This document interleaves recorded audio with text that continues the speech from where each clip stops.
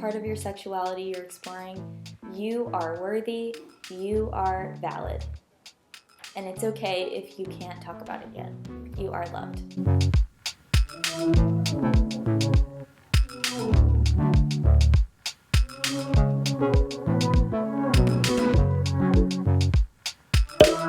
Hi friends, I'm Jenica Hill, and I'm so happy to have you here on my channel, which is all about embracing and celebrating your full, magical self. I got a haircut. Shout out to Chelsea Morgan at Jacob K Hair, and this shirt is a very new look for me. I'm really enjoying the flowers. It's from Buffalo Exchange. I don't know why I'm sharing that, but I feel magical in this shirt. It's all If you're new here, please remember to hit subscribe. It just ensures that more people can see these videos and join our community, which I'm really grateful for. Also, if you're new here, you might not know this, but I came out as bisexual a few weeks ago, really, pretty publicly through this channel, and then I wrote an article about my experience being bisexual and married on the blog Penthouse, which you should definitely check out. I just first want to say thank you so much to all of my friends and family and even strangers who have commented on my Instagram and Facebook post and reached out to me through messages with love, validation, discussion, and really just some wonderful thoughts.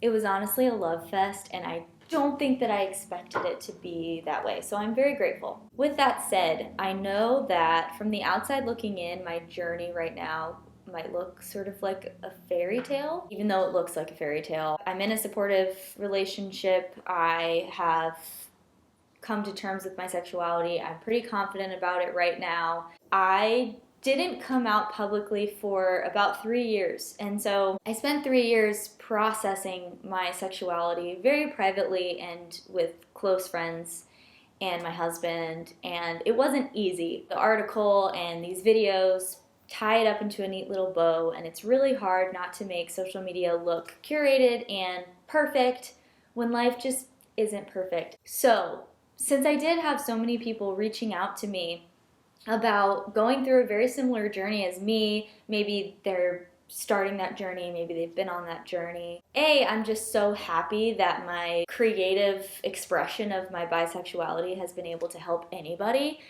That's just, I can't even tell you how full my heart is knowing that. But also, because so many people did reach out, I thought it would be timely to create a video about some resources that helped me process my bisexuality over the past few years and when I was being very silent about it and, dealing with it on my own. Because I know it's not safe for everyone to come out publicly like I did, and I want to make sure that people feel supported to process their sexuality privately as well, because that is just as valid as coming out. Everybody's story is different. These resources too are specific to my experience, so I hope they can help somebody find a way to process what they're going through, and if not, maybe they'll give you an idea for some resources you can actually look for on your own. Okay, let's get started. So first, journaling, self-reflection. I love journaling. I write morning pages almost every morning, although this year I have not been doing that as much because I kind of feel like these vlogs are like my journals in a way. But when I started realizing that I might be bisexual, I journaled a lot about it. And I really like writing fiction, so sometimes I would even write fiction and make myself the main character and, make that main character bisexual or a lesbian or something to explore what that even meant.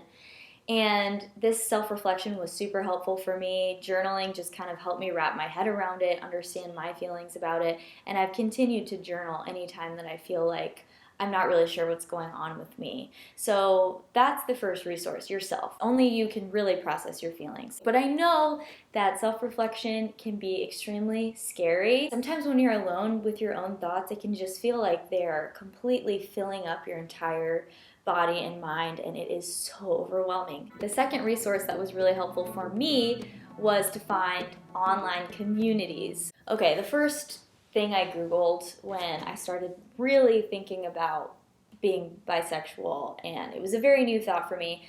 I Googled bisexual and married, and the first article that came up was actually about a woman who found out she was bisexual after being married. I think she had kids too, which is a whole other thing. I don't have kids yet, so it's not something I've had to deal with. But this woman was bisexual. She came out to her husband, and she wanted to explore that side of her, and he was not okay with that. And then she basically ended the article saying she was going to spend the rest of her life feeling unfulfilled and unhappy or get a divorce. And I was like, seriously? Are those my options? it was definitely depressing. It was very difficult to read. So then I was like, this can't be it. Not that that woman's not valid, because she made me feel less alone just by knowing someone else out there was like married and dealing with this and was brave enough to say something about it. I should have known I wasn't alone, but sometimes when you have your own thoughts and feelings, you just feel like, I must be the only one, because you just feel crazy.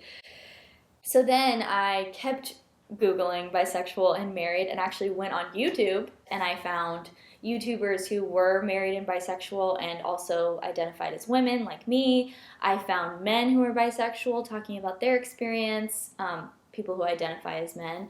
I found stories about people just talking about bisexuality, even if they weren't bisexual themselves. You know, maybe they're kind of a spokesperson for the LGBTQ plus community, talking about all the stigmas that go along with it. And I just learned a ton of information. Even if my story was so different from someone else's, I felt so much less alone just listening and watching and seeing this community of people who, I don't know, I felt like I could relate to and speak with online, and it was safe for me. And I didn't have to, talk to people who were in my life who might judge me face to face. And then a friend told me about this wonderful community called Married Bees. Yes, bees, like bzzz, bees. What is this? Oh, antenna. Stinger. Anyway, Married Bees. It's great because it's run by bisexual women, and it's for bisexual women who are married. So I was like, okay, this community is definitely for me. Some of the women on there are like me, where they came out as bisexual later and are married to a cis straight man. Some women on there are married to a woman. Some women on there have been bisexual and out for a long time. Others still haven't come out publicly and are, exploring. There's just all kinds of women on this group who can relate with one another. So at first I joined Married Bees, and I was just kind of watching from afar. I didn't really want to post or anything yet because it was all so new for me, and I was really scared. And that's okay to do, just read other people's posts. And then eventually I started, commenting on some people's posts. And the great thing for me is I just got to watch and learn from other women and feel supported and valid. Married Bees doesn't sponsor me or anything like that, but the hosts have been kind enough now to let me share my videos on one of their hives, because it's Married Bees. They have hives. It's great. And the hives, are different online communities for different things. So this hive that I post on is called Never Been Kissed, and it's for people like me who came out as bisexual later in life and, haven't really explored that side yet, or maybe haven't even told anybody yet. So I've been posting on there. You can also be completely anonymous in this community and have an avatar instead of your picture, all of that, so you don't even have to reveal your identity through the site. But they make sure that there are no trolls. It's just a great community. Clearly, I'm very grateful for it, so I'm just gushing about it on here. I also really like the podcast Bisexual Real Talk. There was an episode on there about, how do you know if you're bisexual? And that one really helped me because I was like, what if I'm just bi-curious and I'm not actually bisexual? I had a lot of questions, and this podcast really helped me. So these are just some online resources that I found really helpful. Also, if you search bisexual on Instagram, Twitter, TikTok, I'm new to TikTok, but TikTok too. If bisexual isn't how you identify, you can search other words too. But that was the one I searched, and I found all of these hilarious memes that just made me feel like so much less alone, and I could laugh about it and feel less intense all the time. I'm sure there are also so many online communities that I haven't mentioned, so, Reddit, all kinds of places for people who are processing their sexuality. So go online safely and look about. Oh, did you hear that? That was my hip. The next resource that was really helpful for me, friends. So after I had done a lot of thinking on my own and processing on my own, I found friends who I could trust. Now, I am so lucky. I have some of the best friends in the world, and I went to a couple close friends who I knew wouldn't judge me, or they would just listen, and I knew I could trust them with this information confidentially. And then I also found friends who I knew were bisexual, and they were so gracious to talk to me. You know, I had friends even be like, welcome to the club, and I can't even tell you how good that feels when you've just been stewing on some information, then someone says, congrats, like, welcome. It's insane. So thank you to all those people. You know who you are. And if I didn't confide in you as a friend, don't take that personally. I think with things like this, you just find people who you know that it's easy to share with at first, so who knows why. And having long talks with friends was so helpful because just getting the words out sometimes can help lessen the intensity. All that intensity that I was feeling inside just sort of dissipated when I could talk to some friends about it and just get the words out and start processing out loud. I'm also so grateful for my husband because even when it was sort of hard to talk to me about this at first, he still did, and he listened, and you know, he's my best friend, so I'm very lucky. If you have a friend or a couple of friends that you can reach out to, honestly, that was a game changer for me because then I felt like I wasn't alone in my journey. I had people who could check in on me and talk to me about what I was going through. If you need someone to reach out to and you're feeling alone, you can reach out to me. You can find me on social media. I always link to my social media accounts in the description of the video. Feel free to reach out. Okay, next and very important, therapy. So eventually I did look up some therapists and counselors using the LGBTQ plus affirming filter on Psychology Today, and I highly recommend that because you will find the types of therapists and counselors who are going to help you with what you're going through if it has to do with sexuality. I was super scared to do this. It's so weird because I think when I reached out to a therapist, it felt like I was making it real. Whereas before it could just live inside my mind and it was sort of like something that I'd mentioned to a few friends, but it wasn't really real yet. So, you know, reaching out to a therapist can be really scary. I understand that.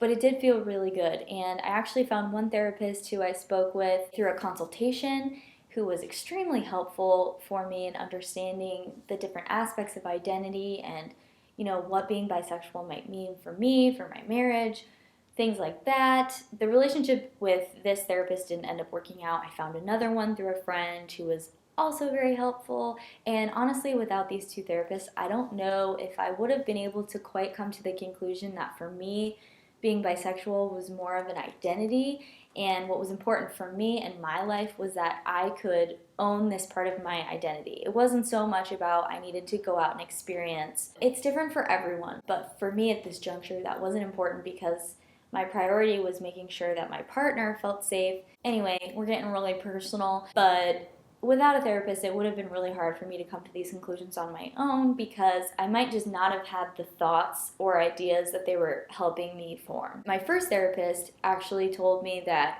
you can go to different community centers for the LGBTQ plus community and find therapists and counselors that will give you a sliding scale rate or a really affordable rate based on your situation. So I highly recommend finding a community center or something like that if you aren't sure you can afford therapy right now, because it is really helpful to talk to someone who's a professional, who's not, you know, part of your immediate circle, who isn't going to be affected by the information directly. Okay, finally, the resource that helped me a lot more than I realized it would was LGBTQ plus film and TV.